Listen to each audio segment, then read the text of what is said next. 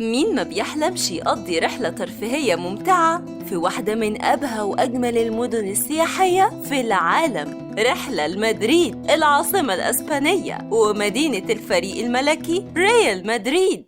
لف العالم مع منفيس. لف العالم مع منفيس كل خميس. مدينة مدريد العاصمة الإسبانية اللي بتقع في وسط أسبانيا، ورابع أكبر مدن الاتحاد الأوروبي بعد باريس ولندن وبرلين. مدريد هي مدينة الفخامة والتراث اللي بتضم مجموعة من الملاعب العالمية والمطاعم الفاخرة الشهية، ده بالإضافة للمتاحف التاريخية والمعالم السياحية. عشان كده تم تصنيفها كأجمل مدينة في أسبانيا ورابع أجمل مدينة في أوروبا كلها.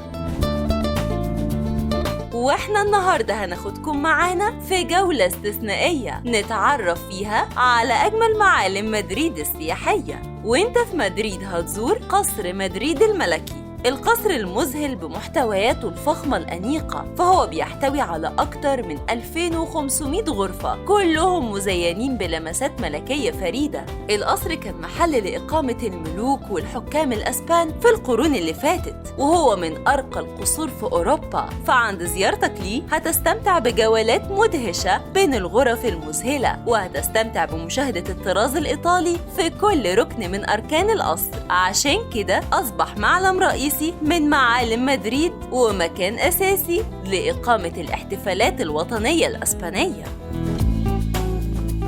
ديل ريتيرو بارك، المكان ده تم إنشاؤه في الأصل عشان يكون مكان للاستجمام والراحة للأسرة الملكية، وده بسبب احتوائه على أجمل وأروع المعالم السياحية والمقومات اللي بتساعد على الهدوء والتأمل والسلام النفسي. فهو بيضم أماكن ترفيهية خلابة، لكن في القرن ال17 تم افتتاحه عشان يكون معلم سياحي يستقبل كل الزوار من جميع أنحاء العالم، وأصبح من أكتر الأماكن الجاذبة للسياح في مدريد. ديل ريتيرو بارك بيضم بحيرة خلابة هتستمتع فيها بجولات بحرية بالقوارب وسط أجواء مذهلة، وهتقدر تزور النصب التذكاري الشهير لملك أسبانيا ألفونسو الثاني.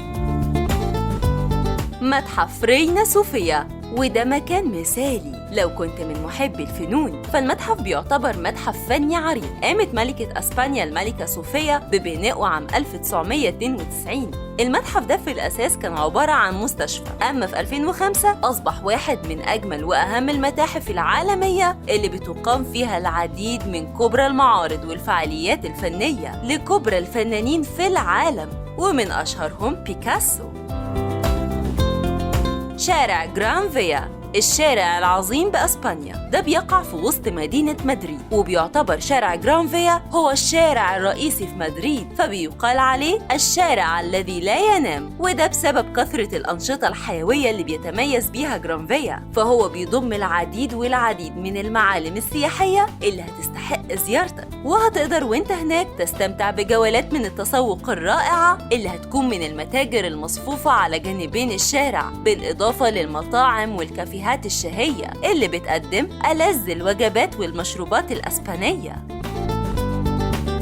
بلاسا مايور، ودي واحدة من أفخم الساحات ومن أشهر المعالم التاريخية الشهيرة في مدريد، بيطلق عليها قلب مدريد. بيرجع تاريخ الساحة لعام 1619، وكانت زمان محل لإقامة مصارعات التيران وبيقام فيها المحكمات الشعبية. أما دلوقتي فأصبحت مكان سياحي بحت بيقام فيه العديد من الاحتفالات، وبيضم معالم أسبانية شهيرة زي تمثال الملك فيليب الثالث، بالإضافة ل2 من ناطحات السحاب اللي بيعتبروا من أقدم ناطحات سحاب في العالم كله. وأخيراً سوق سان ميغيل، هو معلم تاريخي ومزار سياحي بيرجع تاريخه لعام 1916، بيقع على مسافة قصيرة من بلاسا مايور، وهو بيعتبر واحد من أغنى وأقدم الأسواق في مدريد، وهيكون وجهتك المثالية لو كنت حابب تستمتع بجولة تسوق شعبية تلاقي فيها كافة الأطعمة المحلية وتستمتع فيها برؤية الإبداعات المعمارية. فتأكد إن سوق سان ميغيل هو اختيارك الأمثل. بكده نكون وصلنا لنهاية جولتنا، ونتمنى تكونوا استمتعتوا بحلقتنا. هنستناكم تكتبوا لنا آرائكم في الكومنتس، وما تنسوش تعملوا لايك وسبسكرايب عشان يوصلكم كل جديد من منفيس.